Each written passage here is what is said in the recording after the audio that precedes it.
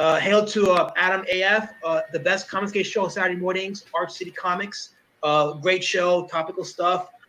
The sharing of biased and false news has become all too common on social media. More alarming, some media outlets publish these same fake stories without checking facts first. The sharing of biased and false news has become all too common on social media. More alarming, some media publish these simply aren't true without checking facts first. Unfortunately, some members of the media use their platforms to push their own personal bias and agenda to control exactly what people think. And this is extremely dangerous to our democracy. This is extremely dangerous to our democracy. This is extremely dangerous to our democracy. This is extremely dangerous to our democracy. This is extremely dangerous to our democracy.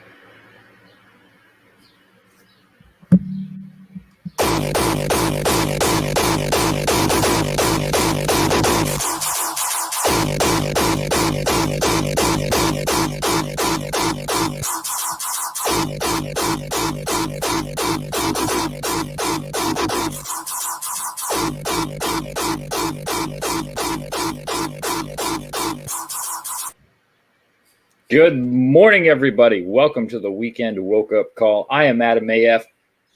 Joining me this morning, we have the one and only Aaron Calamari. What's up, homies? I am fucking psyched. Welcome back. It's been a while since you've sat here on this panel with me. How you been doing? I'm good, man. Just launched a brand new book, More Lethal. Off to a pretty decent start, too, man. Let's see. We're already at $320 one day in. The first comic from the brand new King Toad Comics imprint. Great stuff, dude. Yeah, man. Also joining us, we have the creative team of Michael and Caroline Anden. Hey. Morning. AKA Vision Comics. Hi, everyone. Hey, how you doing? Thanks for having us here. Thanks for being here. I love the CG UK. All you guys bring something so awesome to the table, and I love having you guys on to chat with all of you because it's always fucking entertaining. You goddamn Brit or something else. Thank you. Well, we do what we can. Thank you. Hail to the chat. Good morning to everybody. We've got Tank Ferret in the chat. He said, YouTube unsub me again. Well, thank you for resubbing. I appreciate that. Kino Subway is hanging out. He says, I'm here early to make sure I hit that thumbs up. Evans. My boy. We got Channel 0X as well. We got Lothar D. What's up? What's up? Do Shitsu.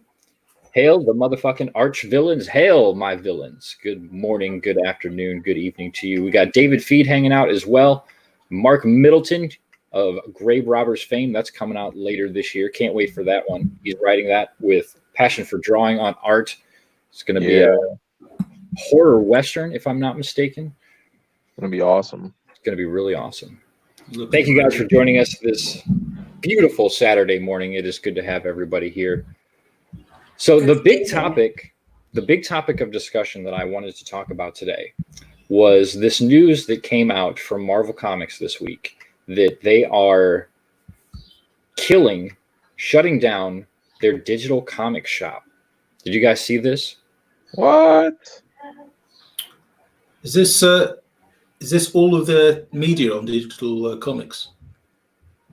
There is other ways to, I believe, to still get the digital through like Comixology, but they've got Marvel has their own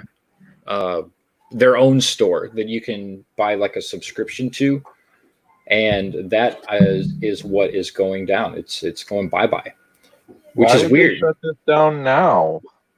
That's a great question, isn't it? Presumably, this is because they've got so much confidence in their print material. So, yeah, they do announce that after this closure, readers will still be able to purchase digital Marvel titles and access existing titles through the Marvel Comics app through Comixology. This is strange, though, to me, because I thought they kept saying that digital is its own market base. You know, there's all these hundreds of thousands of digital-only customers that they don't want print comics. They only want digital. This seems to go against that, though. Yeah, they were pretty adamant that this was a thriving, part of their industry. So this comes kind of out of the blue to me. Yeah, and me. But they're so honest. Well, with everything. They've been keeping it on the down low. Yeah. So the instructions that they provide here, it says to purchase Marvel Digital Comics after June 2nd. You got to download the Marvel Comics app on the App Store or Google Play and or visit Comixology.com. If you want to read the existing Marvel Digital Comics library, to view your past purchases in My Book when you log into the account on the Marvel app. So basically you need this Marvel app or you need Comixology account. Yeah. This is just, man, I feel like this is just more of the beginning of the end. No, I don't have this. So is there, how they have that subscription service? Is that going down too? From the sounds of it, yeah. Because they have that Marvel Unlimited where you can subscribe and then it has just like this giant library of comics. Yeah, I believe that's what is going away. When people have subscribed to this, do they actually get to keep what they've already been reading, or is this literally they've able to actually wipe out access to this material altogether? No, from my understanding, with most digital comics that you purchase through, like Comixology, is that once you cancel the subscription, it's gone. It's kind of like, if you download stuff through iTunes. Yeah. If you cancel your iTunes subscription, then all the stuff that you downloaded it's gone. Yeah. Yeah. It's more of a rental service than anything. Like Blockbuster. Yeah, essentially. Do Shit 2 says digital or physical, shit is still shit. That it is. We got Captain Fuckhead in the chat as well. Hail Fuckhead. Hail Captain. Hey Cap. Yeah, Tank Ferret is saying it's a lease, not ownership. Yeah.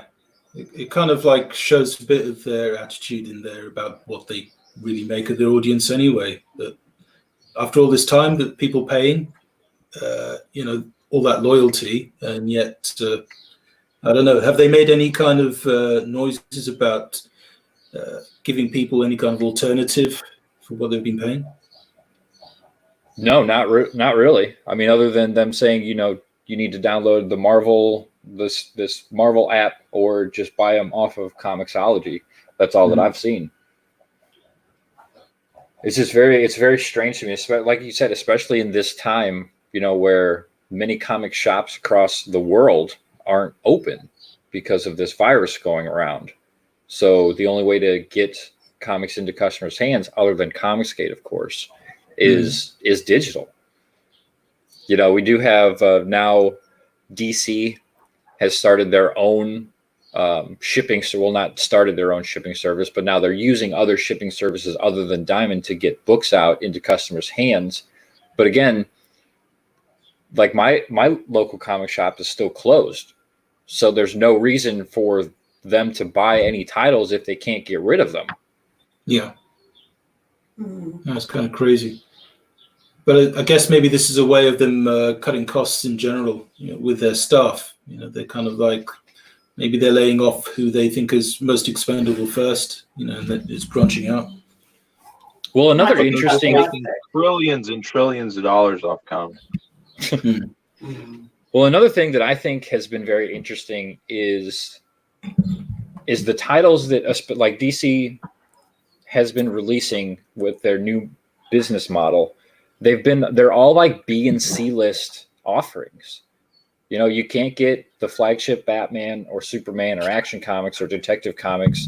It's all subpar weird shit that they're putting out there. Like, don't you think that if you were trying a new business model, you'd want to put your best foot forward? It seems a little bit like they're embarrassed a bit about their history, about their early history, because like you'd get the earliest Amazing Fantasy or Fantastic Four, and there may be a few lines in it that a few words that they're not too proud of. So they kind of like they want to cancel in people's minds the whole book. the whole run or something, and say, look, we've changed now. We're better people, and this is what we want to be remembered for now. Forget all those guys, like Kirby and Stanley. But I think it's deliberate. I think they know that people are going to just go away in droves. Oh yeah. And as Keno says, I can't stand reading digital. Nothing beats having it in your hands. They know they've ruined that. I think it's a deliberate move to basically shut themselves down, if that makes sense. But then, I think so. You know how cynical I am about it. To me, it's the 1930s when they attacked comics before. Now they've just done it again. They keep circling around to just get rid of them completely. Yeah, the Wortham kind of mania that was sweeping. I mean, I guess this kind of thing does happen in cycles a little bit. There'll be a kind of like a witch hunt of any particular kind of kind of tone in comics. But at the moment, this seems to be kind of like the most generally sweeping. It's like, pretty much, everybody now, unless you're completely on message, you're a Nazi or you're a phobist or whatever. And once they've regarded you as that, that's the end of their kind of their relationship, with the customer. It's, but when one door shuts, another door opens, as they say. Yeah, like one message I have for Marvel and DC is, you can kill yourselves, but you can't kill us, motherfuckers. Hail to that. Hail that. True. Yeah, absolutely. True words. They've certainly tried, but I feel like it's only just made us stronger. Yeah. Well, it's like the fandom menace. They have just made people stronger. We are stronger. Yeah. It's kind of made the audiences more tight knit, I think. They talk more to each other now than they do to professionals. So it's. And they're looking for alternatives, and they're finding them. So it's this kind of act of shooting themselves in the foot has just created a new customer base. I think it's maybe they weren't expecting it, or maybe they just they were expecting everyone to just fall in line, not have any spines. Maybe they just thought everybody was just going to agree with them, and they were shocked to find out, the audiences don't just jump, when we say frog.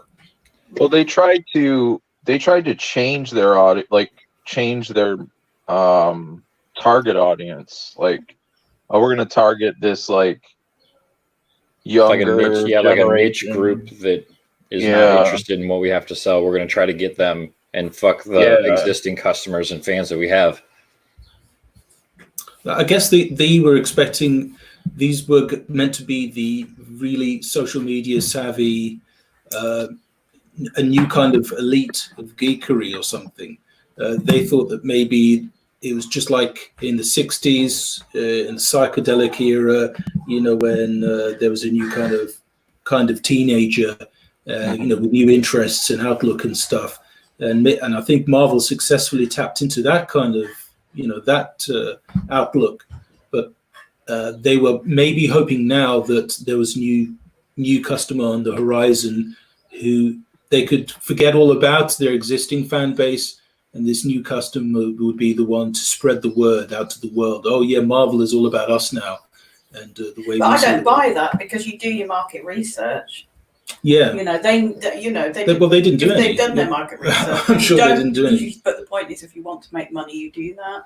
I think it was a deliberate thing. Sorry, but I think it was a deliberate thing from the start to alienate everybody. Yeah. I do. Or just a different approach to hell with the marketing, and just get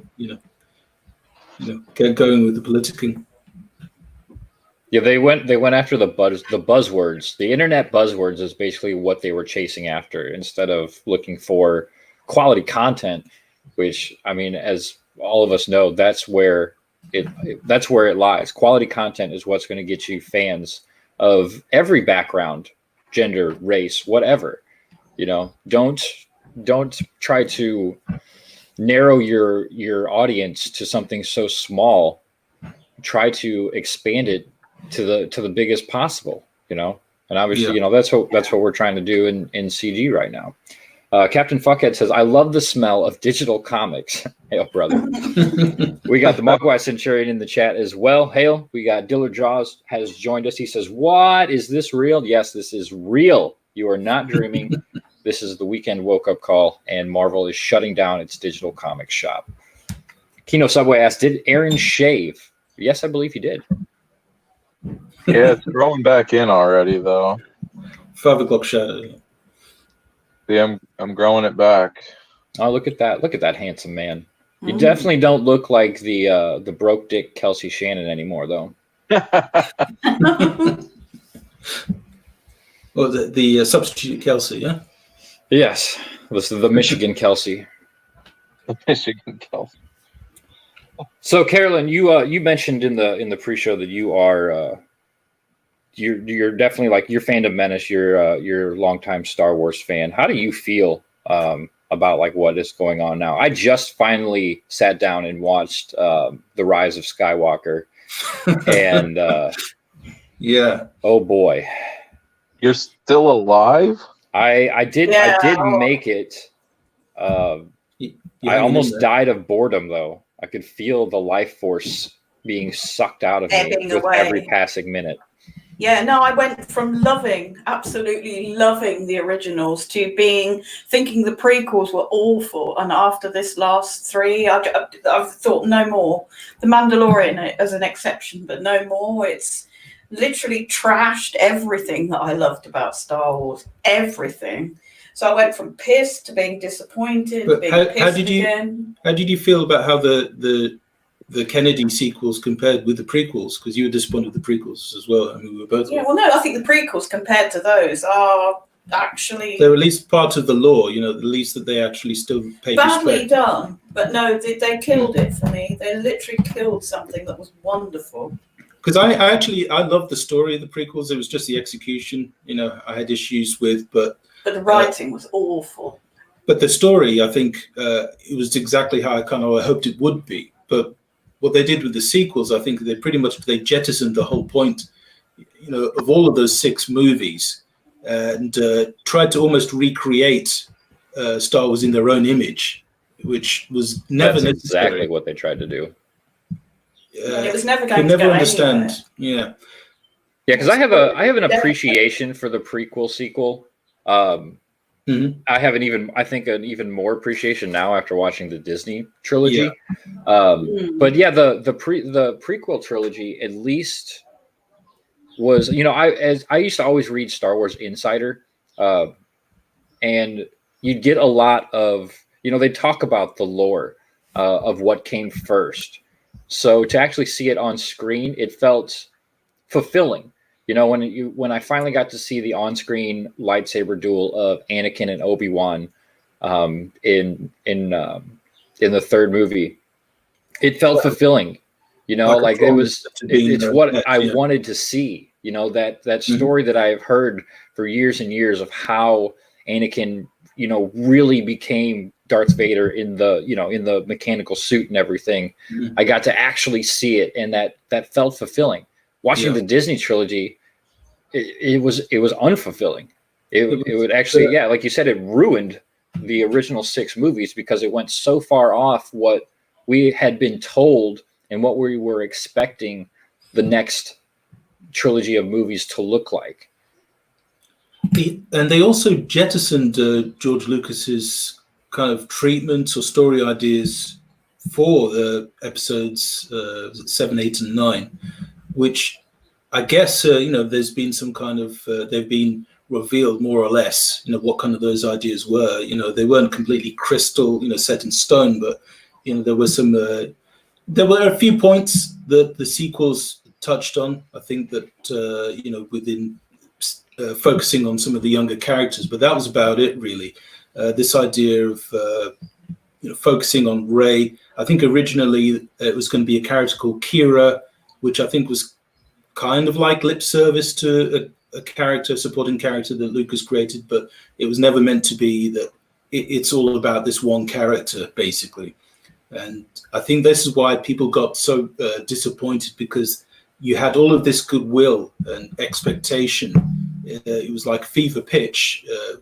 And when people saw Force Awakens, they thought that was going to be, okay, they're kind of playing safe, but they're building up to something. But the thing is, she never earned the name Skywalker. It all boils down to that for me. Yeah. as a fan and a lover of the original. I don't mind curveballs, but what happened with The Last Jedi, I think that's what they want to say. Oh, we're just subverting expectations. It's just a curveball. You kind of got to roll with it. But that's a very different thing to actually just putting everything into a shredder and just telling the audience, actually, everything that you loved about these characters, that doesn't matter anymore. That is just kind of like a footnote in history. And this is now the main event. These characters are the main event. You need to earn that.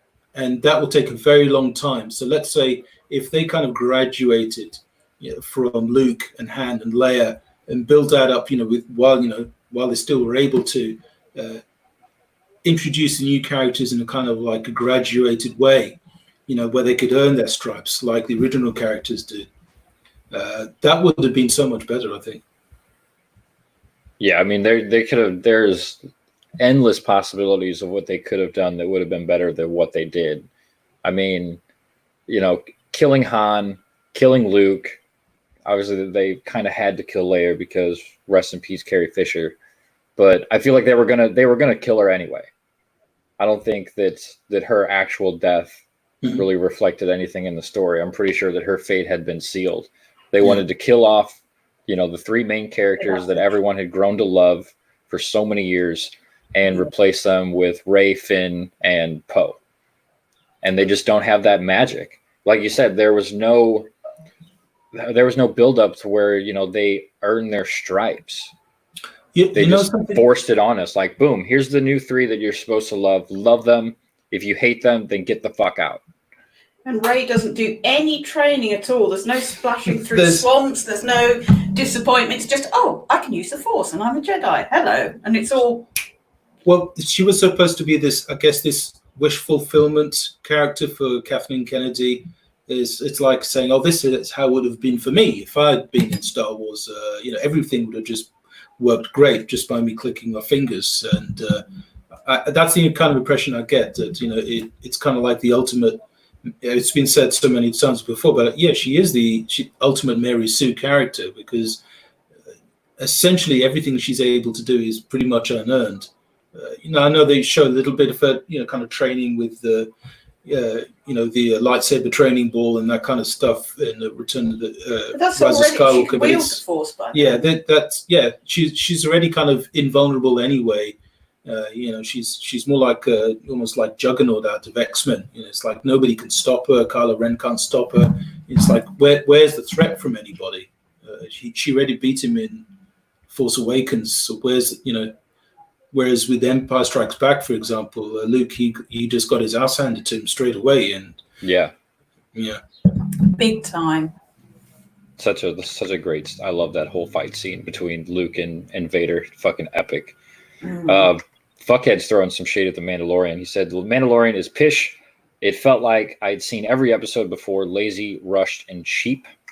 Mark Middleton, he also is throwing a little shade, says, I like the Western kind of feel of The Mandalorian, but it just didn't hold my attention. I really liked it. I know there's some naysayers like Mark and Fuckhead that they just hate everything. Just nothing is right for them. But I found enjoyment in it. Perfectionists. Well, there's just no pleasing you, Mark. Hey, we got Drew, a.k.a. Mr. E, in the chat. Good morning. It's all right if you're late. Get control of those kittens. We got Dushatu says, Star Wars is dead. Accept it, especially when now it's all about stupid Baby Yoda. We got Elazmat Films has joined us as well. Hail, Elaz. We got Riot Kitty in the chat. Hail, Kitty. How you doing today? Good to see you all here. Hey, guys. Let's jump. We're gonna jump into some good content, something that I think will leave people fulfilled, and that is Mortal Worlds. Hey. So tell us about Mortal Worlds. I'm bringing the pre-launch campaign up. If I can find my tab, there it is. Okay, there's that. You got a video here. Do we want to watch the video? Yeah, sure. Captain Fuckhead was actually the one who helped me create this video. So it's a kind of a skip preview of the book, the proof that we have of the book, and it shows most of the artwork. I think it actually gives you not very close up, but it gives you a good sense of kind of the art style, the coloring, the kind of the pace of the action and everything. It wasn't my choice of the music, but I can roll with it if you can. All right, well, let's buckle in and let's watch this video.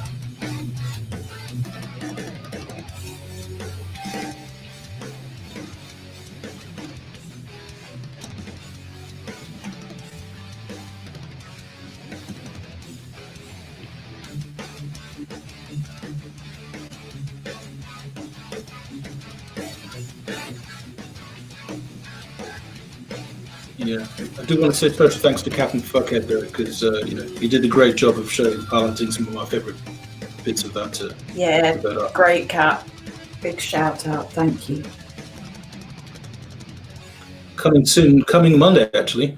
Oh, that's Hail Fuckhead. That was a great video. Yeah, thank you, Cap. So I mean, what we see there is something that's been a long time in the making, really.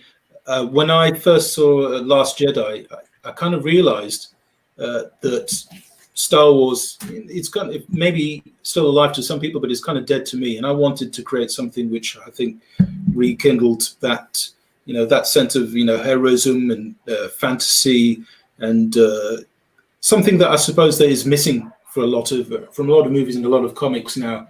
And I'm thinking, okay, well, the time is actually probably never better than now to create something that rekindles that kind of spirit, of excitement. So that was prophetic in a way, wasn't it? Because we did that before. Well, the most recent one.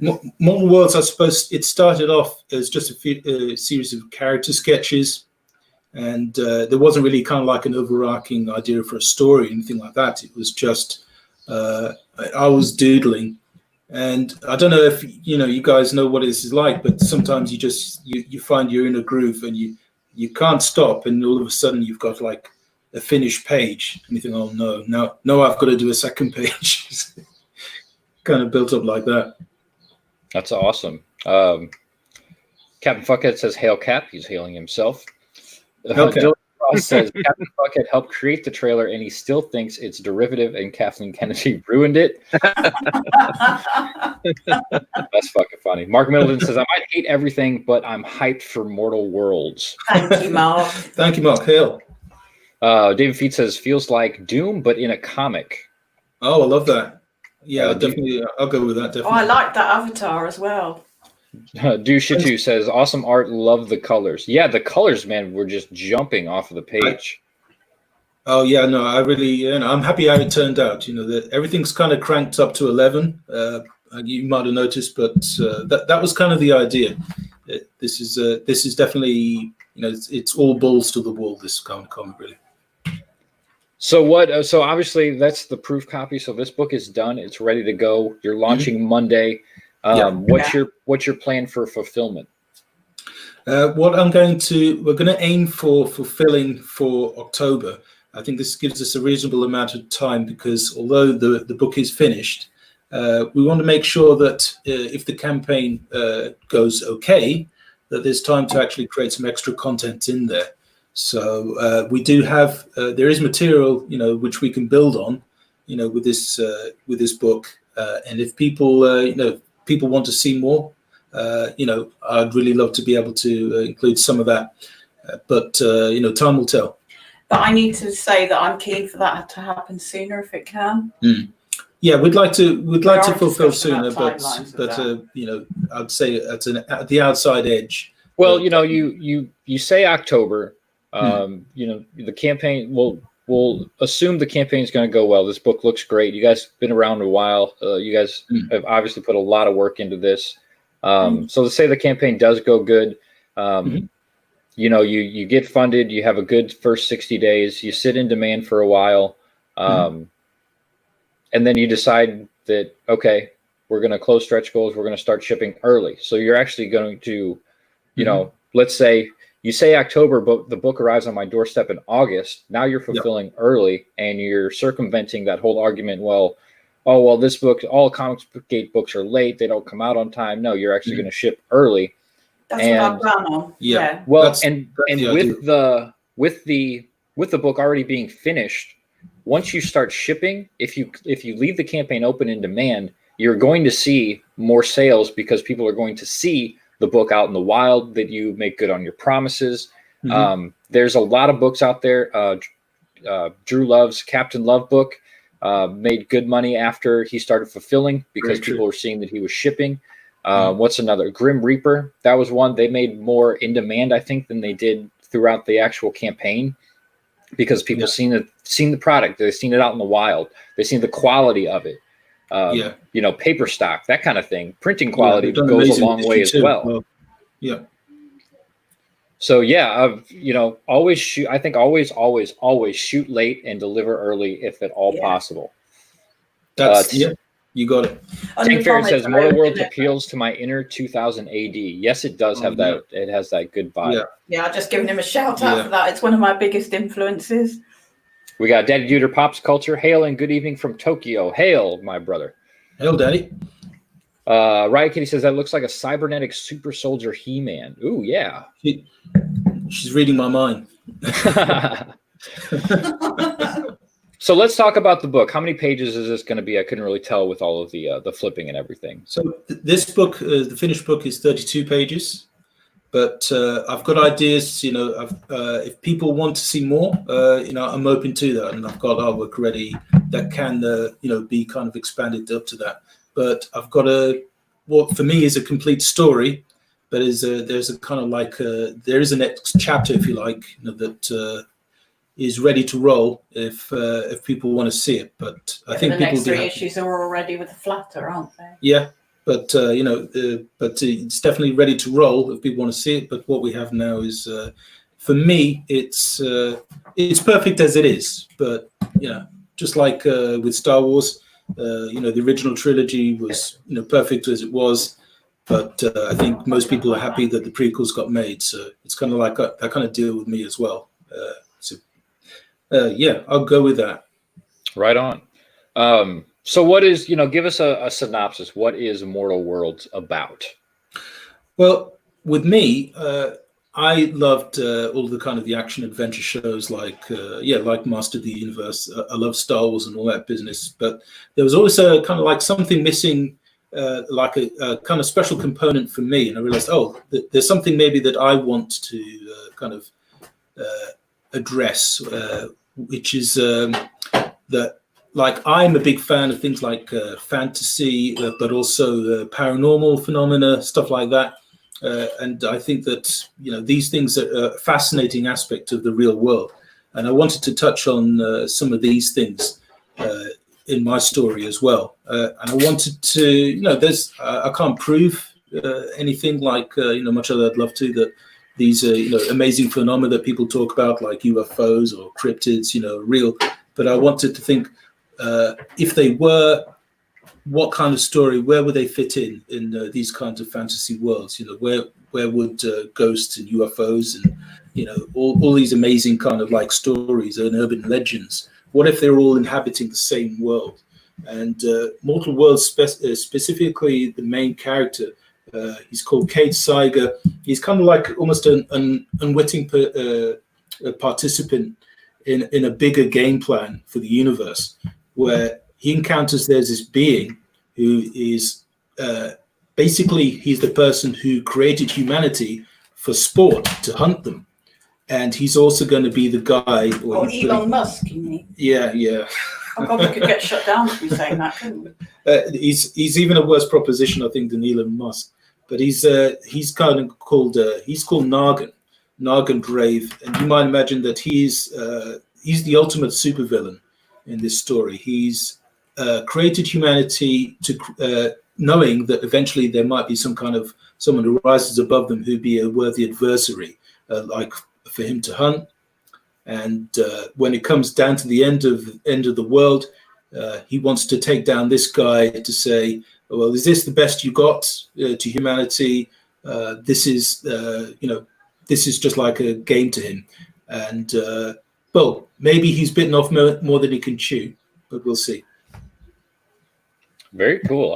I love the concept. Did you draw this? Yeah, I drew it.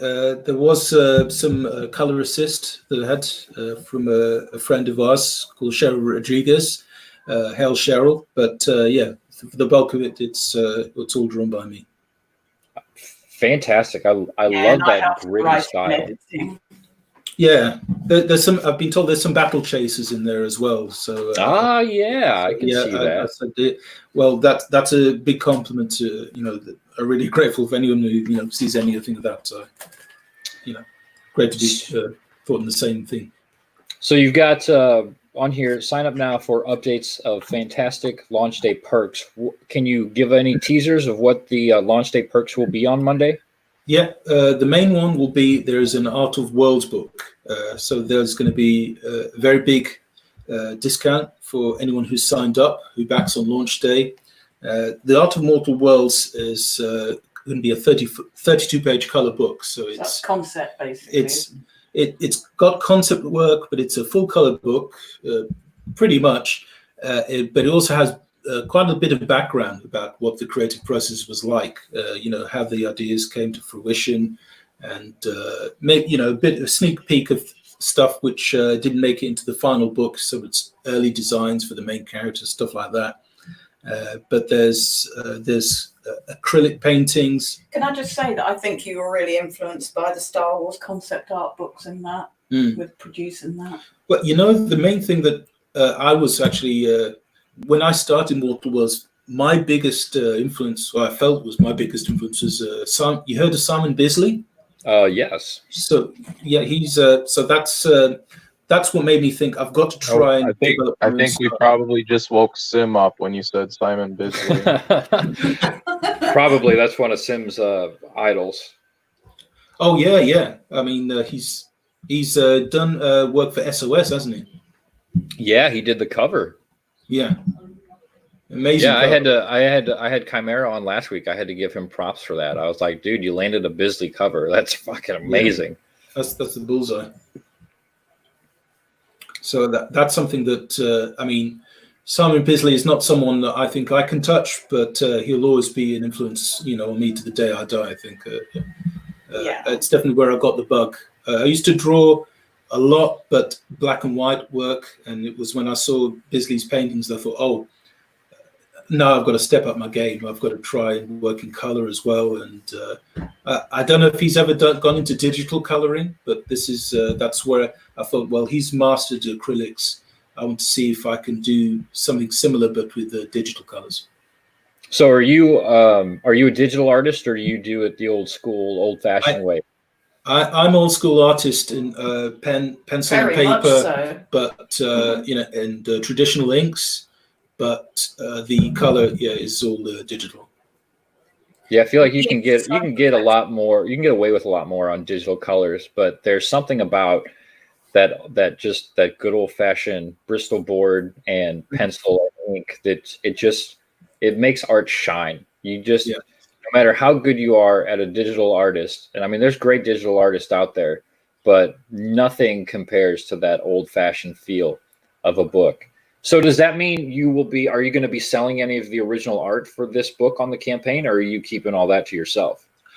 None of the original art so far is planned to be sold, but I say never. But there will be perks, sketches of characters. random characters from the story available. So there'll be headshots and full body sketches, so at a higher tier. So people can get their hands on those if they like. But if people are interested in getting hold of artwork, original artwork from the book as well, I'd be happy to hear it. I think it's a good addition to campaigns.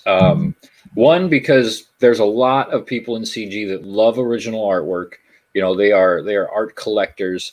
And two, it helps boost your campaign to get funded a whole lot quicker. If you can sell original page of art for $500 to $1,000, somewhere in that range. Obviously, Ethan charges about $1,000, and some other guys, they might charge $300, $500, something like that. But that's a huge boost right out the bat for your campaign.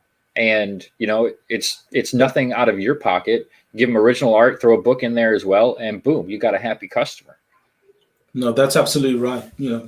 I think we're probably going to have to consider that quite seriously. Well, there is a lot of material, isn't there, to do that? Yeah, no, there's plenty of material. But do you reckon that it should be the customer themselves who maybe should say which book, which page it should be, or do you think I should just maybe pick something up by hand? No, this is a very interesting topic. Because a lot of people just you put a limited tier of 32, and it's randomized. That's tricky because there's no guarantee really that the page that you pick for them is going to satisfy them. And I wish I had the name off the top of my head. It might be Aaron. You might know this. I think it's Passion for Drawing, who's doing the original artwork, and then when the book is finished, which yours is already finished, he's sending them a PDF so they can choose which page they want, and then it's just first come, first serve. Yeah, I don't know who it is. I have a feeling it's Passion. I could be incorrect. I can't remember specifically, but I know somebody out there right now is using that model to where the original art is out there, and they're going to send a PDF to the people who back that tier first, and then they can flip through the PDF and say, okay, this is I want page 5 for whatever reason, or I want page 16 or page 32. I want that last page. And I think that's an interesting approach to it because first come, first serve. It's kind of how it is. You can't with a book as long as yours. You've got 32 pages of original art. You don't want to list all 32 pages on your Indiegogo page, or else you're going to have a whole clusterfuck of an Indiegogo page. Some guys that have a limited amount. Maybe if you got 5 pages only to get rid of, you can throw up the 5 pages and it doesn't really clutter it up that much. But to have 32 pages, you definitely don't want 32 perks. So that's what I would suggest. I think it's a little better than just randomizing who gets what. You've got the book done. Get it in PDF format. Send it to the people who want that perk, and then just do it all at once. Say, okay, I'm going to send everybody the file at the same time. Be ready for it. Pick the page you want, and then email me back. And then boom. That sounds awesome. Yeah. Thank you. Put the power back in the customer's hands. Exactly. Because I did see a couple. I think Aaron, you actually pointed this out. There was an unhappy customer that got an original artwork page that just wasn't quite up to snuff. It was more of like a third of a page, and then just a lot of inking. It's so subjective. Like some person might really like page 1, but another person won't. So if you're charging someone for original art, you almost have an obligation to show them what they're getting before they get it. Yeah, very true. Yeah, because you are right. It is very subjective. Somebody might love page 1, and then the person next to him might be, no, I really that one just doesn't do it for me. I want page 7. Yeah, and then if you randomize it, and then they buy a tier that's expensive, and they get it, and they're disappointed, that ruins their experience, and you don't want that. Yeah. It's all about the customers, making the customers happy and feel like they are you number have one. you have enough. Like, your art is really cool, so like you got enough that people will want original pages. You just gotta let them pick. Yeah. Thank you. Yeah. Hey, we got Sean Davis in the chat of Pillowman and Blanket Boy fame. Hail, everyone. Hail, Sean Davis. Good morning to you. Thank you for being here. It's a good dude. He's getting ready to close his campaign, I think, really soon. I keep trying to get him on, but he has been under the weather lately and not able to stream. So hurry up and get better so you can get your ass on this show. Yeah. Have you seen his work? His latest stuff on that, it is looking amazing. Oh, God, I love Sean's art. Yeah. Great stuff. I tell him every time I talk to him that he's got a real John Romita Jr. vibe going on with his artwork and his facial features and everything. He's gonna be big news, I think, in CG once this book gets into people's hands and they really see what he's doing, because it's fucking phenomenal stuff. I can't believe that book hasn't made more than what it has already. Could be because of the giant talking pillow. I don't know. Maybe not. But I love the he's idea. Absolutely for real. Check out the artwork. You'll see Pillowman and Blanket Boy is absolutely for real. It was awesome. Yeah. Well, Mortal Worlds looks legit too. I'm pretty psyched on this. I know you guys have been working on this for quite a while. You guys both seem very, very passionate, which in my mind always translates back into the work that is being done. So there's no doubt in my mind that I'm definitely going to back this book when I get some extra cash. I don't know if I'll be able to back it day one, but I'm definitely putting this on my list of books to back for sure. Thank you. That's awesome. We do have a question, of course, from Kino Subway Chris Evans. He wants to know if there will be a drawn-in tier for Mortal Worlds. He gets drawn in. Stop with this. No, if there's a drawn-in tier, Chris Evans usually purchases it. Chris, you have a problem. You know, I'm all ears. How easy that is to do. Now, I do have a suggestion. Since this book is finished already, you could sell a drawn-in tier for the next issue, and draw, and create a character for said backer, because that is another really popular tier and perk that likes to go around. People in CG love to see themselves in these books in some way, especially Chris Evans. I can't tell you how many books I got that have Chris Evans somewhere in that book. He's a keeper then. He is, dude. He's a master backer, master promoter, great dude all around. I love Chris. And yeah, he loves to get drawn in books. And I say draw him in your book. But if not this issue, do the next Chris, one. you're helping creators, but you're really hurting the fans because they have to see your face in every book. Ouch! Shots fired. I just say yes, but I don't know how easy that is. In regard to Chris, that's probably subjective. I'm sure he's got his fans, especially by now. But yeah, that'd be another idea for you guys to add as a perk, as a drawn in for not this book, but for the next book. Yeah, that's a crazy idea, but I think it just might work. Yeah. Hey, we got Wiggle Wiggle has shown up. Hail panel, hail Wiggle Wiggle. We also have Brad Noble. He says Masturbator. Is he asking? Is he offering? I don't know. I'm not sure. Lord only knows with Brad Noble. So let's switch over to the other book that we've got featured this morning. Just launched late Thursday night, and that is More Lethal by the man right here, Aaron Calamari, drawn by Ibai Canales with a beautiful, beautiful cover by our man John Joseph Ball. Yep. Hey. Tell us about More Lethal. What is going on with this book? All right, More Lethal. On page 1, someone gets stabbed through the skull. On page 2, 3 heads get chopped off. I didn't mean like page by page breakdown. On page 3, severed limbs begin, and then the book gets violent. Wow. Okay. That's my pitch. Okay. That's your pitch. So, no. No, that's a great pitch. Well, I think. mean that stuff does happen, but that's not really my pitch. Well, it kind of is. Okay.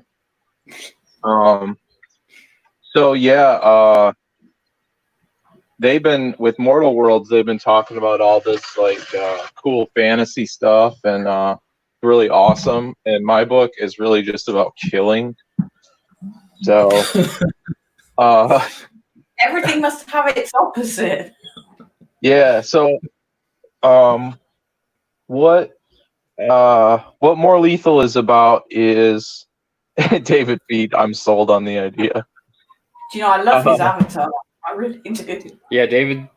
Yeah. So what More Lethal is about is it's about a synthetic swordswoman she has like sort of video game abilities where the more she kills and the more creative ways she kills, the more perks she unlocks, and she learns new abilities that way. And her master that trained her in sword fighting gets captured by these cybernetic terrorists, and they want to like unlock his brain for information and get a bunch of dangerous info out of him so that they can use it against the world. So she goes on a mission to hunt down these guys and rescue her master. And that there's 2 stories in this one book. It's a 32-page comic book for $5. That first story I just explained is going to be drawn by Abai Canales. The second story is going to be drawn by PK from Dusty Tortillas and Grayscale. The second story is about another synthetic sword fighter that goes evil and kills one of her good friends, and she has to go on a quest for revenge, and that's the one that PK is going to draw.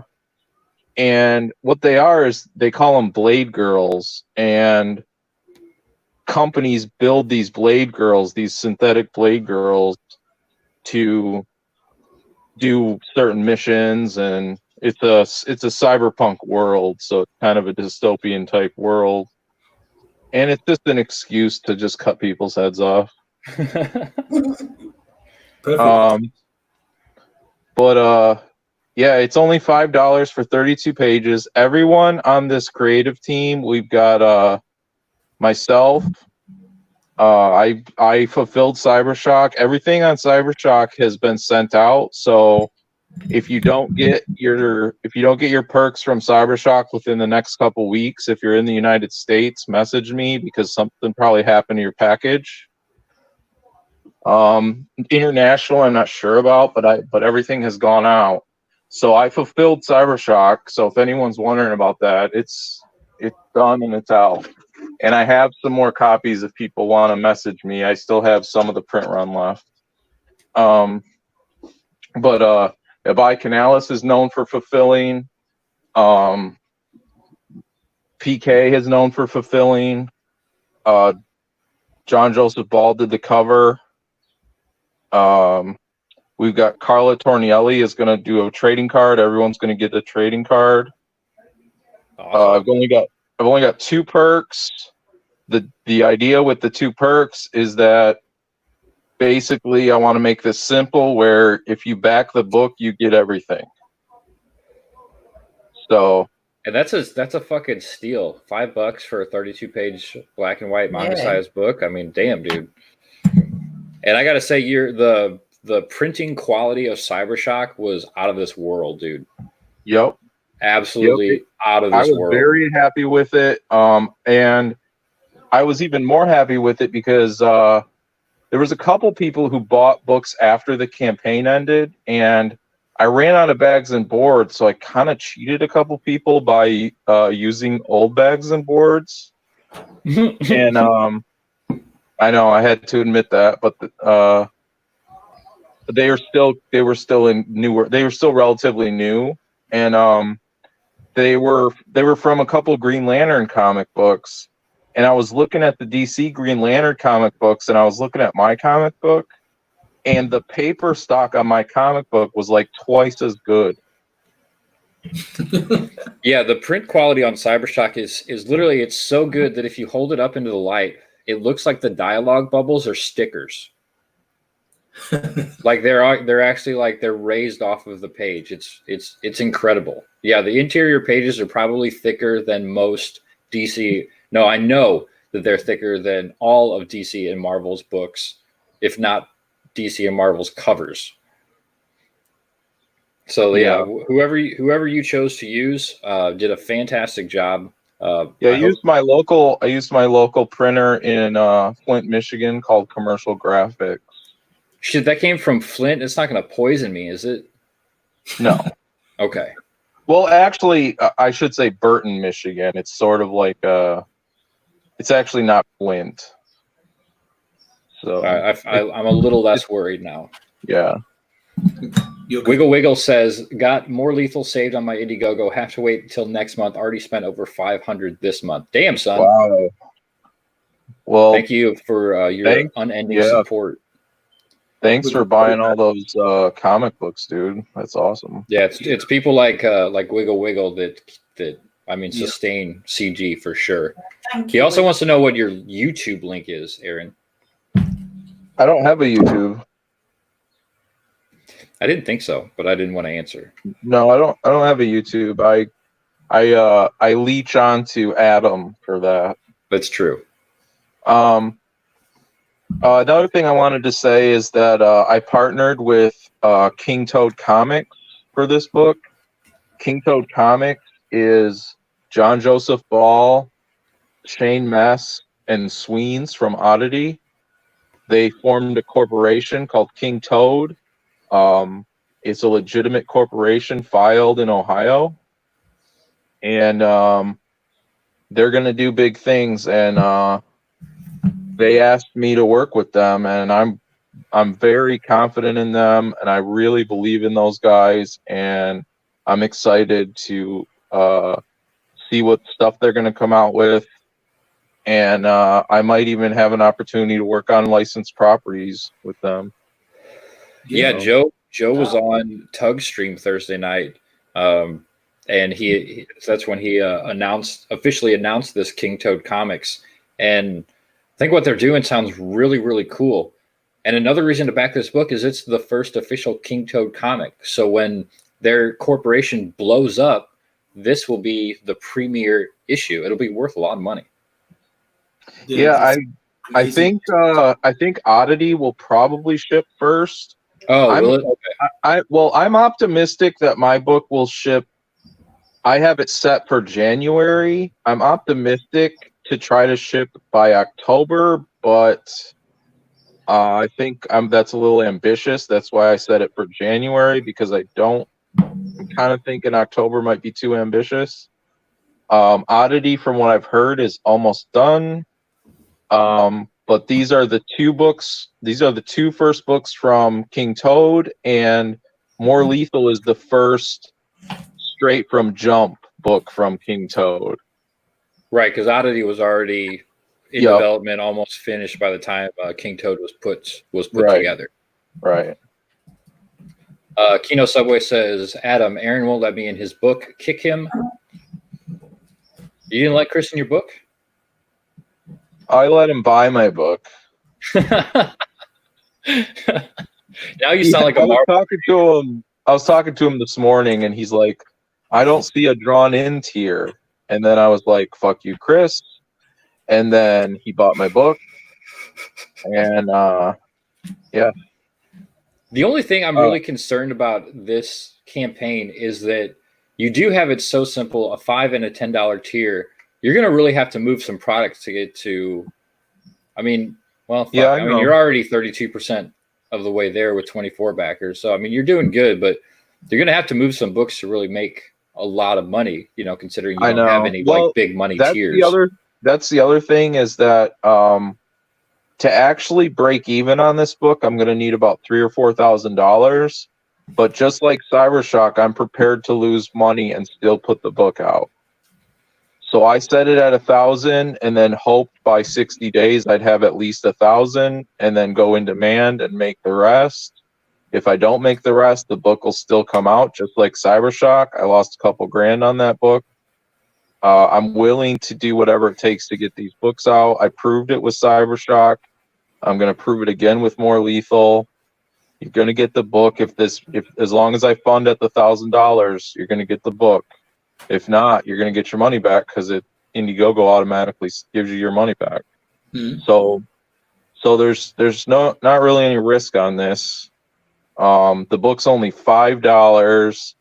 I know people don't have money right now because of the crisis going on, and that's, if you can't afford it, you can't afford it. If you don't want it, you don't want it. But I could tell you that this comic is going to be fucking awesome, and it's only $5. If you can't afford it, please check it out. I think you're going to want it. Yeah. Absolutely. $5 is it's a pretty good price for a 32-page comic book drawn by PK and drawn by Ibai Canales and with a John Joe Ball cover. It's going to have tons of action, violence, video game style shit in it. It's going to have the best story I can come up with. I'm a little bit straightforward with my stuff, so I don't have a lot of deep storylines, but I can get the job done. And this comic's going to be fucking sweet. So we will totally promote it and tell everybody else to. And thank you guys. Following. And the reason we'll do that is I have to be honest, I think it's underpriced for what it is. When we backed it earlier, we looked at the price and thought, I know it's a coronavirus thing, but that book is worth a lot more. And so you've got to do it by numbers. But so we'll promote it absolutely. Yeah. Well, I was originally going to do this as a 16-page ash can for $5 and see how it went. Once I hooked up with King Toad, I talked to Joe about it, John Joe Paul, and he's like, I think you should do at least 28. And I was like, you know what? Fuck it. And I just kept the price the same. I got an artist to do the second story. I thought up the second story that I thought would be really cool. And I was just like, let's see if people want a comic book that's badass for $5. Let's see. Well, I do. I do too. Yeah, I definitely do. I will back it again, so we have 2 copies of it. Yeah, I'm definitely the 2 copies. I think is definitely the way to go with a book like this, because I think it's going to have a good secondary market, pricing. You get one to keep for yourself, and then another to sell secondhand. Another thing is with the shipping.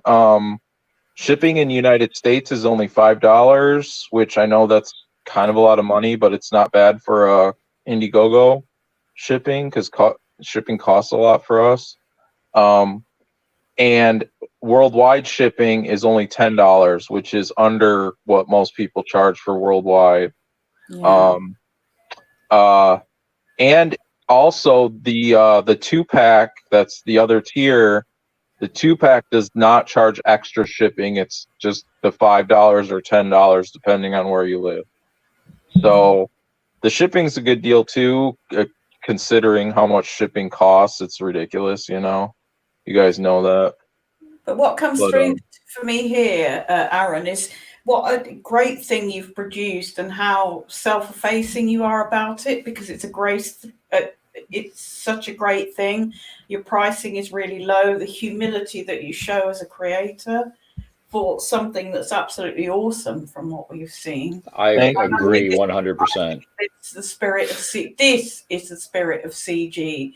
This is what CG is about. People like you, Aaron, that just say, okay, I want people to enjoy what I do. I'm going to make a loss, and then I'm just going to put it out there because that's what I think is right. And to me, that's the absolute awesome spirit of CG. And we need to absolutely back the ass off this book to make sure you make money from it, because you are the type of creator in CG that absolutely deserves to soar high, if that makes sense. Thank you guys. I really do. By your pitch, so touched.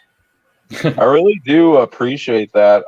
If like I talk a lot of shit on these live streams, but like if you look, like you can go over to my campaign on Cybershock and look at the updates, and I make sure to thank everyone every time. I try to be really nice to fans. I try to treat other creators and fans good. I've slipped up here and there on as far as getting into fights with other creators, but I don't have anything against anybody. And I try to, you could see like I retweet other books all the time on my Twitter page. I don't just only tweet my stuff because I have a lot of friends in CG. Like I'm not really very well known, but I have a lot of friends, and a lot of friends that are really high quality creators. And I really appreciate you saying what you said. Absolutely, Aaron. And I think we've all made mistakes in that sense. We did when we started out with misunderstanding what CG was about. But when you meet somebody like you, I just want to get my book out there. I'm prepared to make a loss. To me, that is what the new growth of CG is about, as opposed to what Marvel and the big things are about. And building up trust. I really feel that you've literally exemplified everything as a trustworthy, humble, honest creator that gives his all. And that's what CG should be about. That's what CG is about.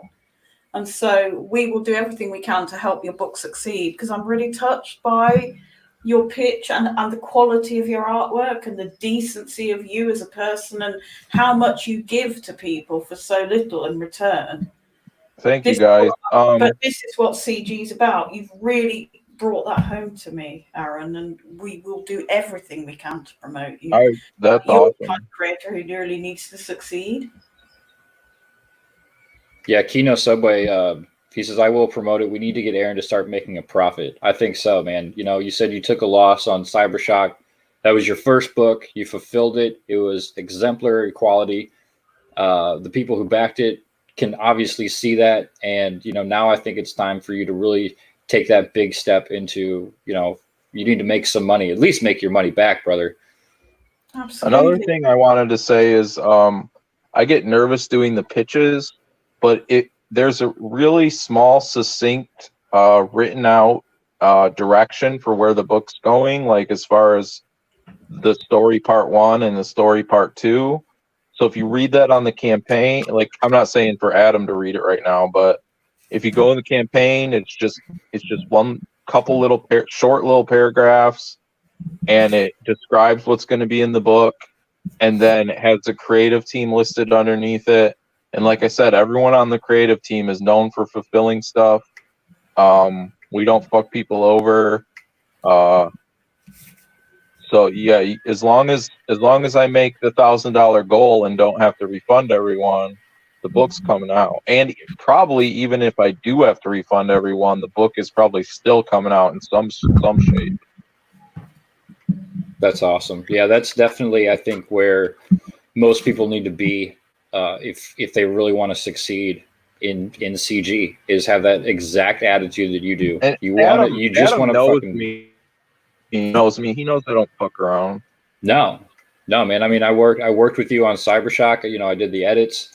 I think you put forth a great product, great story. Like you said, it's not deep or anything, but it's fun. It's so much fun to read, and I couldn't wait to get, you know, I mean, obviously I read it before it actually came out, but I couldn't wait to get my physical copy so I could hold it and look at it and read it again, because it's just like physical is king.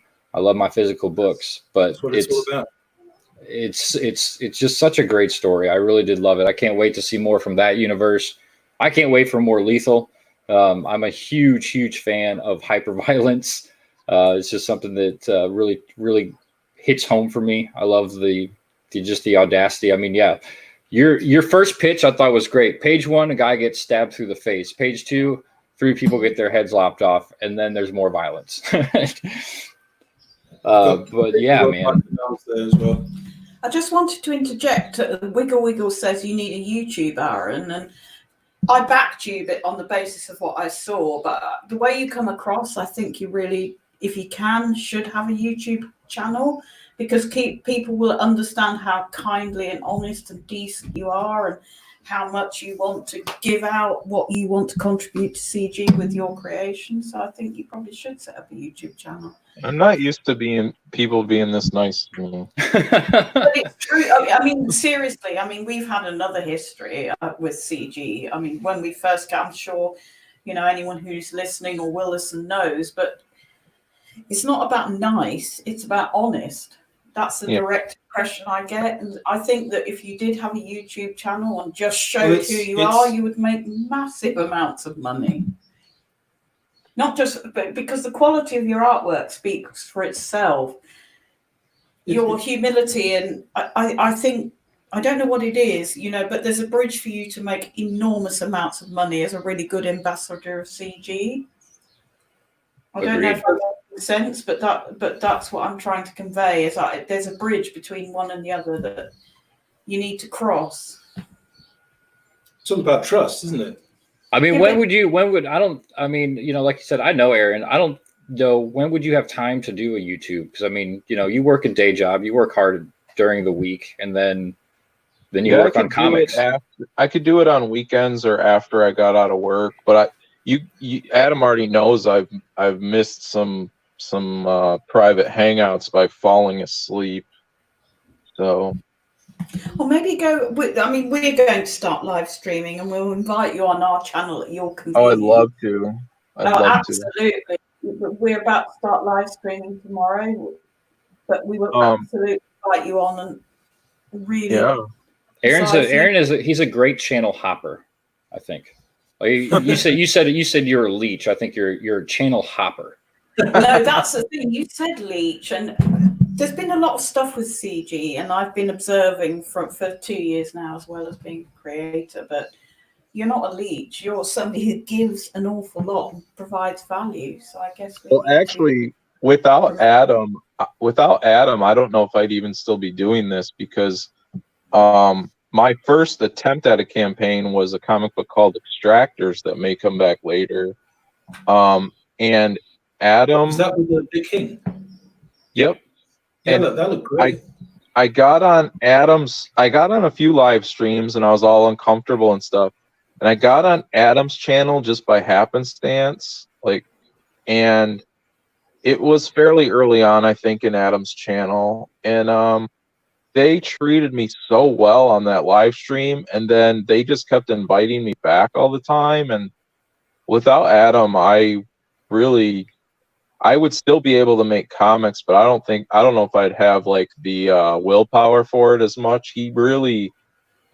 Him and his friends made me feel like a friend automatically. It just clicked instantly with Sim and Man of Sex and Nick and the other guys who were on it. Hail, brother. We love you, man. Look, we even conjured Vic King. Vic King's in the chat. He says, "Hail Extractors." What's up, Vic? Hail, Aaron. Let's see. I wanted to backtrack just a bit here. Vol Cobalt says, Aaron, you should always have a previous book option, in my opinion, if you can. Give people a chance to get what they missed out on. You did say you had a limited number of Cybershock copies. You could add one tier, a limited tier, 10, 15, 20, however many you have left, and sell them just through the Indiegogo, and then put that money towards, your more lethal campaign.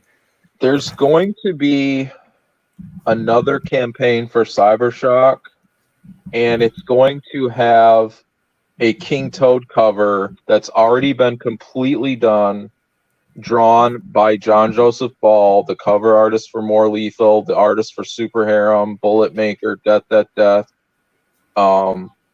cover looks fucking awesome. Sim colored it. And we're going to put that out on a campaign at some point, and that campaign will also contain leftovers from the first campaign. Okay. All right. And also Cybershock number 2. Cybershock 2.0 is in active production. Yes. It's scheduled to come out next year. I know that's kind of too long because we only do single-size issues, but it's just the way it has to be. Maybe once we start making more money, we can produce things faster.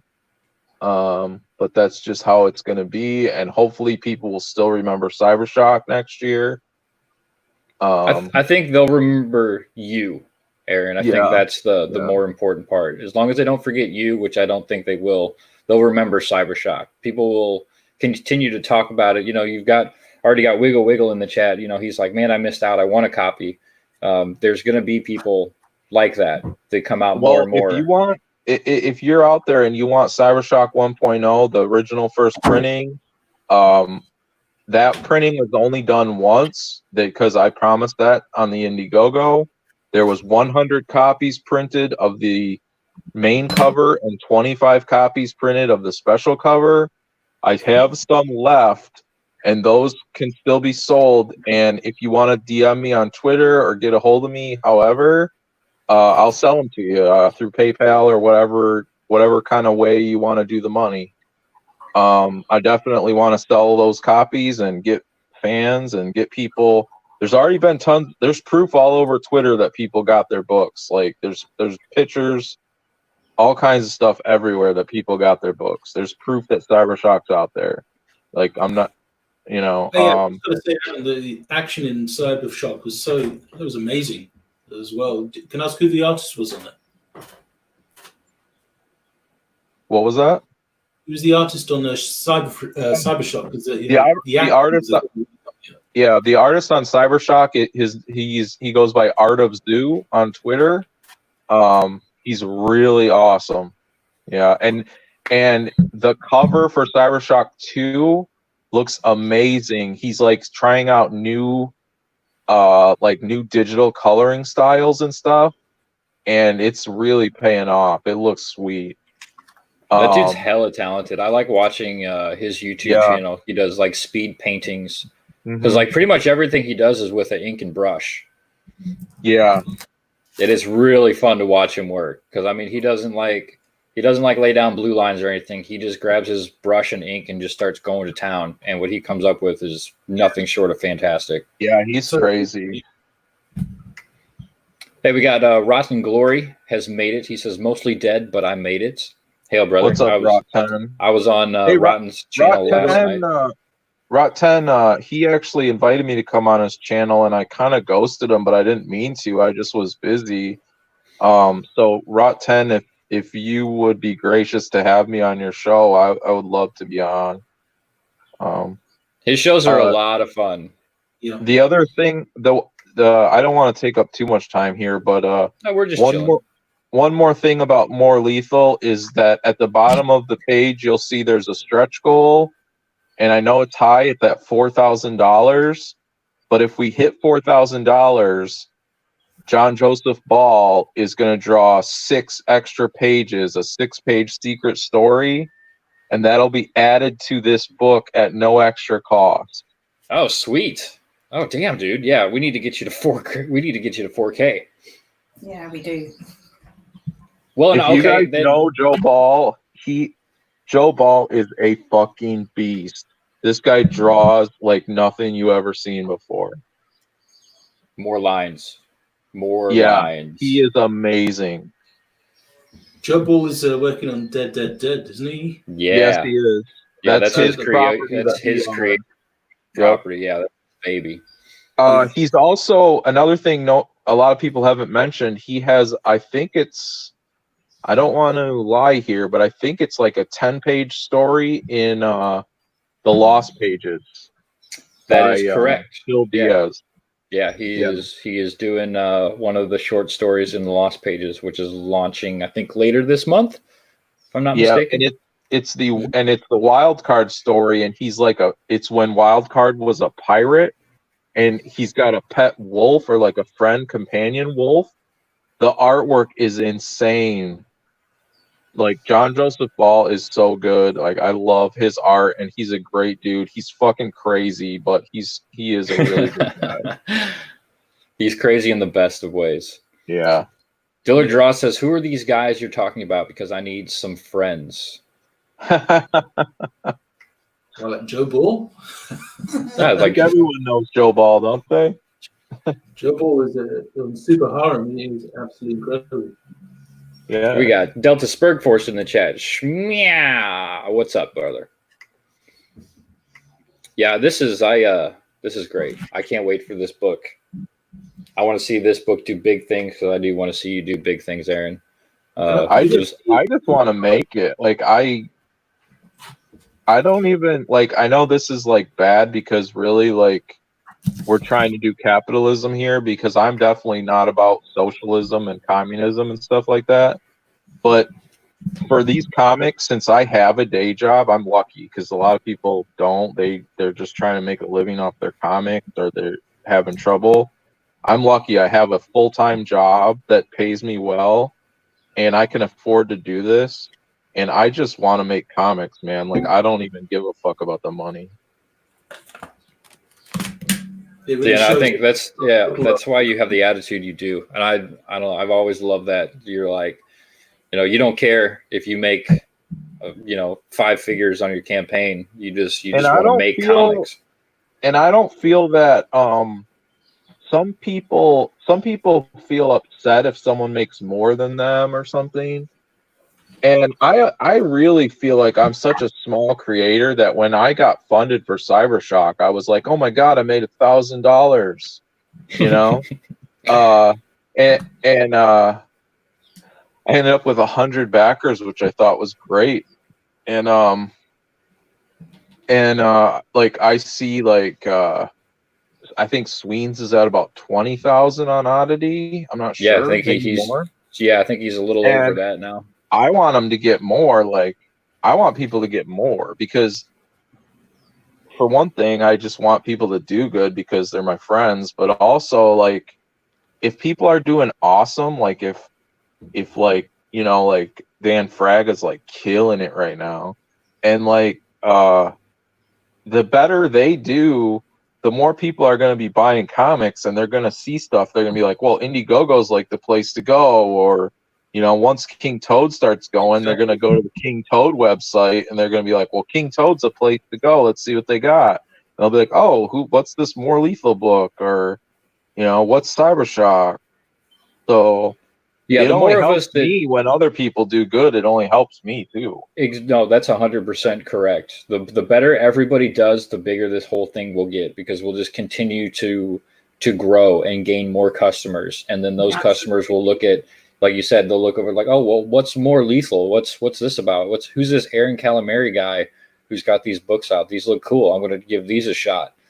But that doesn't happen if everybody's trying to cut each other's throats out and fight all the time over who's making more money and who's producing the better product. Just keep producing the product you want to produce, make the fans happy, and the rest will come naturally.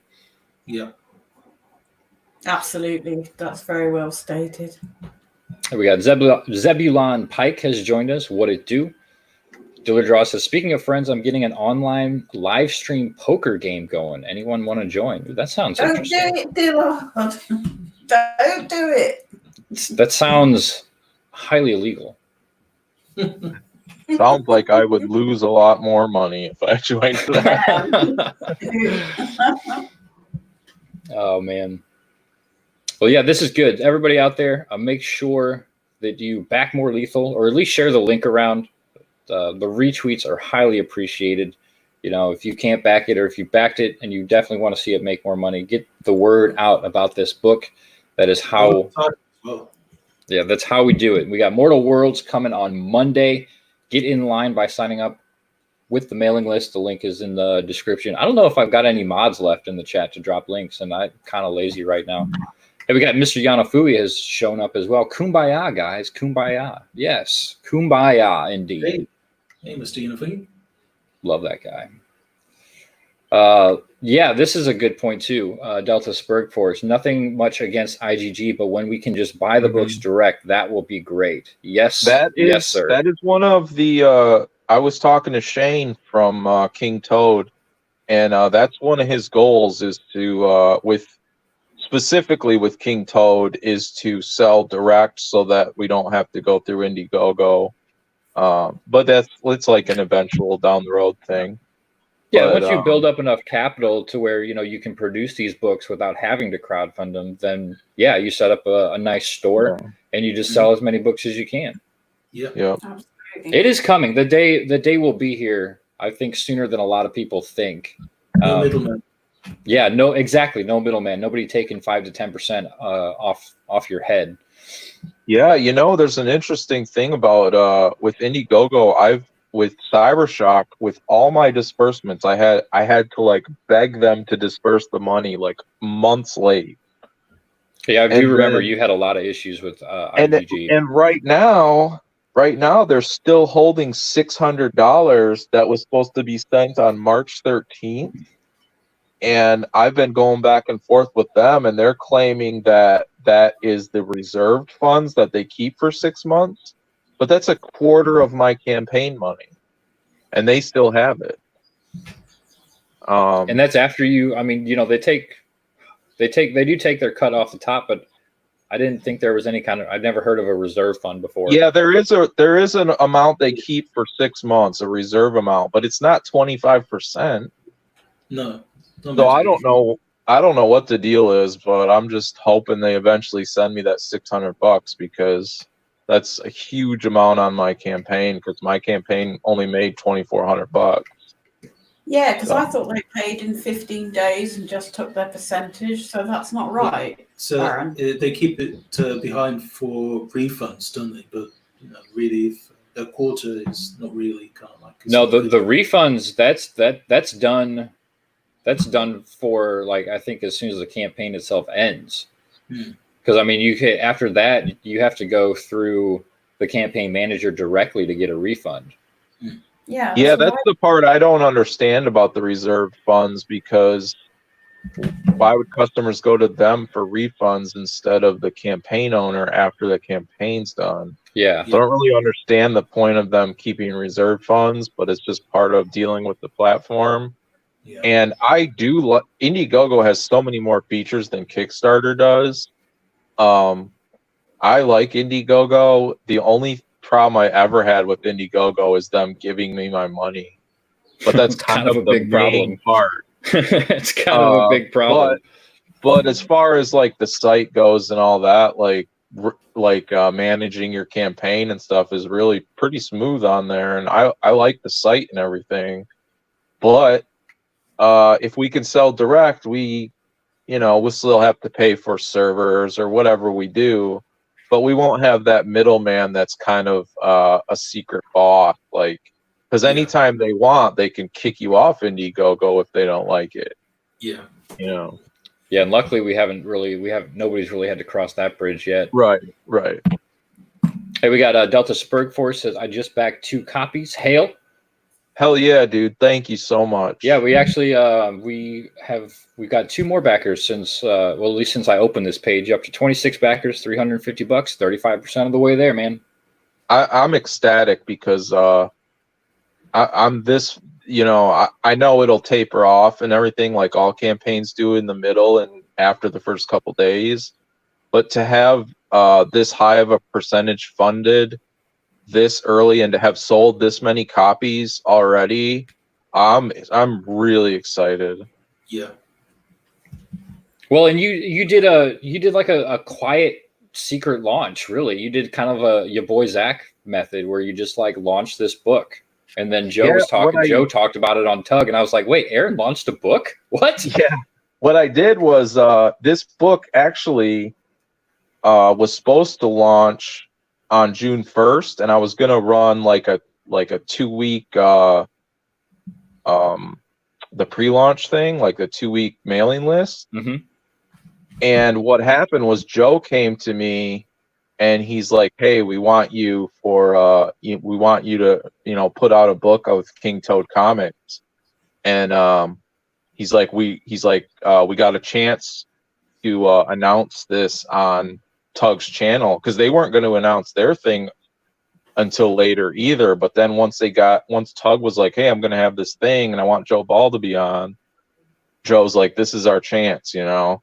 So like everything, we had to scramble everything within like less than a week. And I was like, fuck it, let's do this. And I just bumped the page count up. I messaged PK and I was like, hey, do you want to do the second story? And he was like, yeah, dude. And then I came up with what the idea for the second story was going to be. I made the campaign page. We got the logo on it. We got everything going. Then at about 7 o'clock Eastern, I launched the campaign. And then at 8 o'clock, Joe went on Tug's show. And then I didn't want to announce the campaign because no one knew what King Toad was yet. So I just launched it quietly, and then Joe announced Oddity and More Lethal were going to be under King Toad. So yeah, that was funny when we were in DMs and you were like, "Did you just launch a book?" Well, yeah, because I mean, we had talked about this book. Yeah. You know, like you said, like you were talking about, you know, June-ish. And Yeah. then Joe, you know, I'm sitting on Tug Stream with Joe, and he says this, and I was like, wait, seriously? And I like pull up Indiegogo. I'm like, holy shit. He just like quietly like launched a book without really saying anything. Yeah, you know, Zach is a huge inspiration for me. Like, he's the guy who got me to sort of see what was going on before I ever would have noticed it in the mainstream. And this was before CG started. And like while I was watching his videos, I was like, wow, there is really something weird going on behind the scenes with this comic book thing. So I've been a comic fan since I was 9 years old. And yeah, like I really got into Zach's videos. I think he's a really genuine guy. He's not always people's favorite because he does speak his mind on everything. He has terrible taste in movies.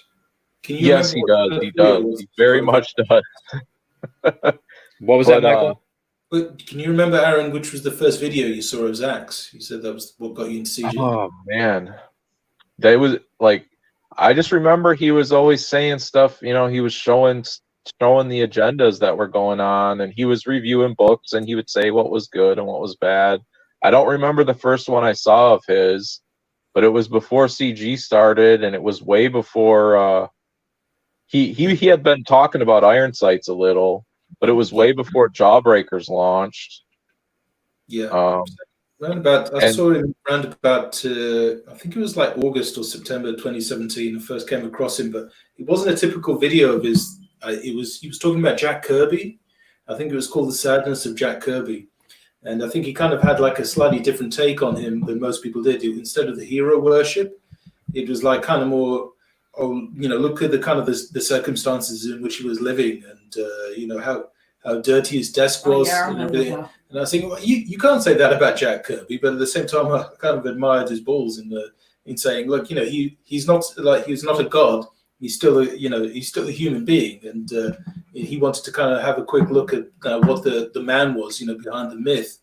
And I was a little taken aback because I thought I almost didn't want there to be a kind of man behind the myth. I had so much respect for him, still do, but it was nice that he had a human take on Jack Kirby, which was kind of like more of a vulnerable guy rather than just that he was this. The torchlight, for every comics creator that came afterwards. But in a sense, that makes him even greater. Yeah, of course, because, he didn't live in palatial circumstances or anything like that. He kind of he was a jobbing comics creator, but it made me realize that Zach can actually create all kinds of videos that touch on all kinds of points. He's not a one note guy. He kind of gives the whole kind of span of his experiences as a human being himself, obviously not just as a war veteran. And I think that that's really helped a lot of people just feel that you can listen to his videos and you can be taken on a journey and you can connect with CG in that way. It doesn't have to be Zach, but you can connect with CG in a really human way. It's not all about, oh, this is why SJWs, they're just like, they are so off base, they just don't get what people want. There is a lot of that, but there's also kind of like a really important, I think, emotional element that people forget about Zach. And, I'd certainly owe it to him that's how I got into CG even before anybody else. What do you think about the people out there that keep saying that Zach is not CG?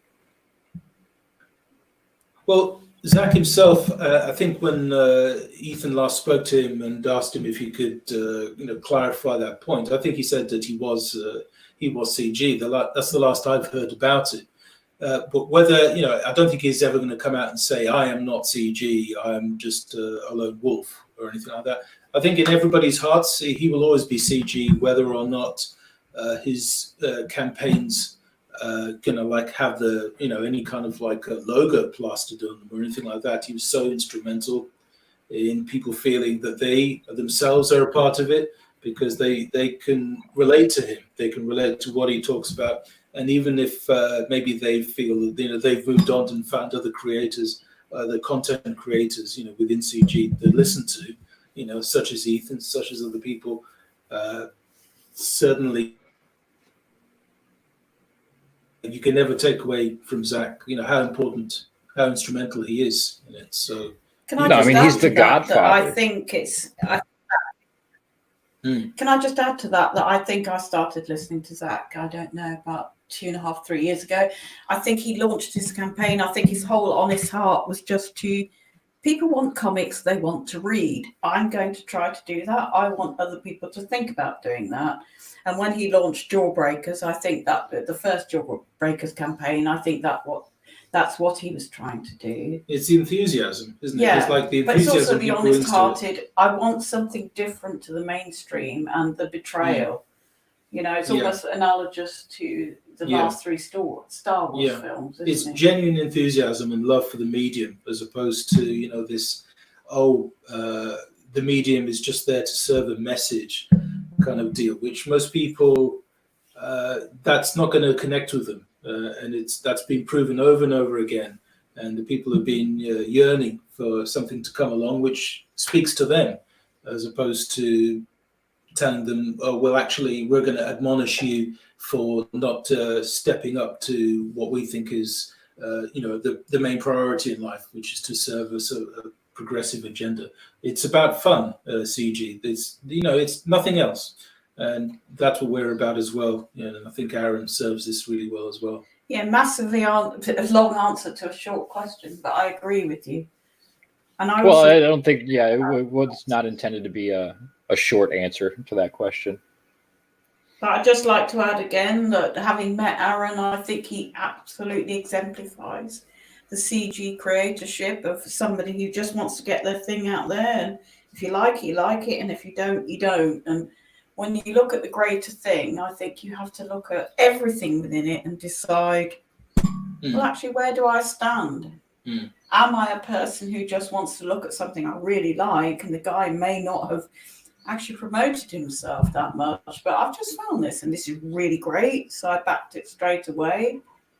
I think there's a whole sub thing within CG. I'm not putting it very I like the fact that there is actually so much variety, because it's not about that there's anything in any particular political persuasion or religious persuasion or anything like that. It's not about identity. It's sorry to hark back to Star Wars, but one of the things that kind of, I think, connected with so many audiences with the first movie was this idea that the Force is something that everyone could connect with. It's nothing to do with the circumstances you're born with or anything like that. It's about, whether you've got the heart. And I think Comicsgate is all about heart, and it's not about, it's not about identity. It's not about, what you were born into or who you're voting for or anything like that. It's about bringing heart back into comics, and whatever your deal is, whatever mows your lawn, that you'll find a creator that is able to, more than meet those expectations. You don't look too far. Yeah, it's actually back to what people like. But I'm really glad I met Aaron because it crystallized my view on why Comicsgate's important above the politics and everything else.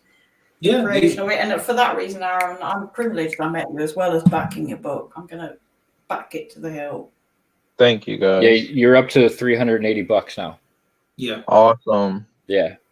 Delta Spurgforce says you can't really get into the movement without mentioning him, Zach. Even the anti-people can't. That's how wide the influence is. Yeah.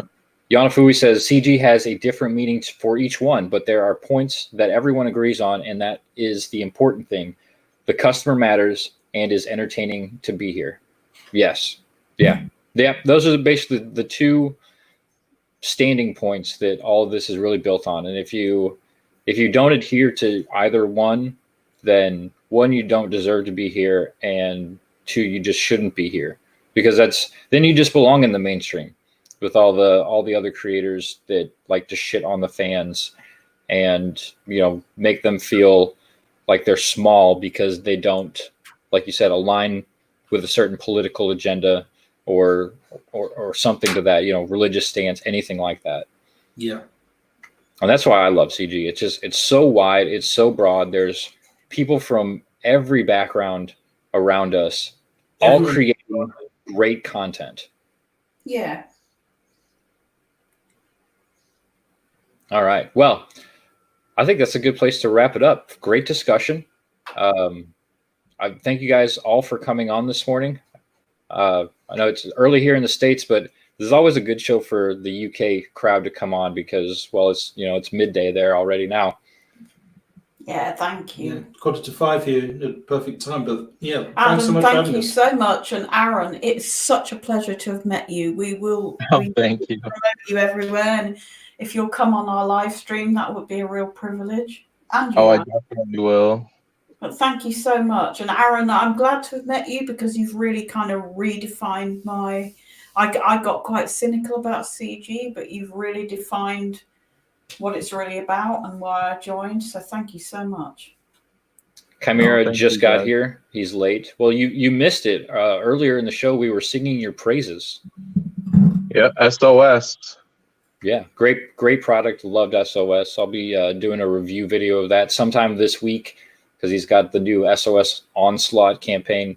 Like I've said before, that's how I'm designing my reviews now, to review books that I can push people towards active campaigns. I don't see a whole lot of point in reviewing a video or doing a review video on a book that you can't get.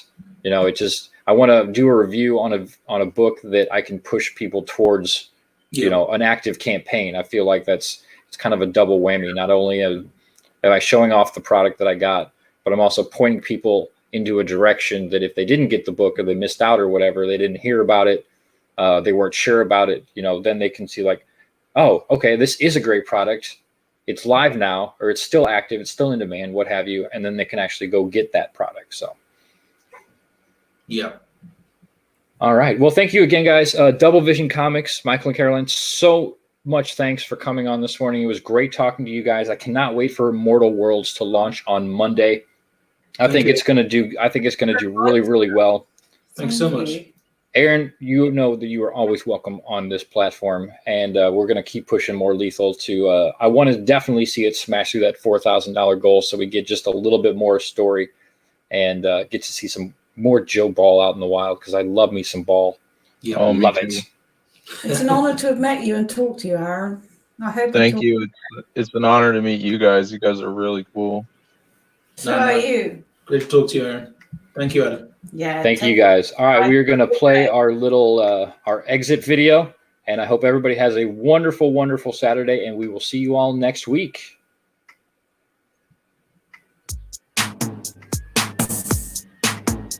We're never gonna shake hands again. Even a fist bump will be pretty rare. But we're never gonna shake hands again. If you go for a high five, you're gonna catch air. Say we're never gonna shake hands again. elbow to elbow will take its place. No, we're never gonna shake hands again. Hugs will feel like you fingered my face. We'll have to settle for nods or a curtsy. I don't do chest bumps, cause those kinda hurt me. Not gonna bow like they do in the South. If you try to get my cheek, I'll smack you in the mouth while wearing a glove, of course. We're never gonna shake hands again. But frankly, girls and boys, that's kind of okay. Cause shaking other people's hands was always super duper weird anyway. You know it's true. Just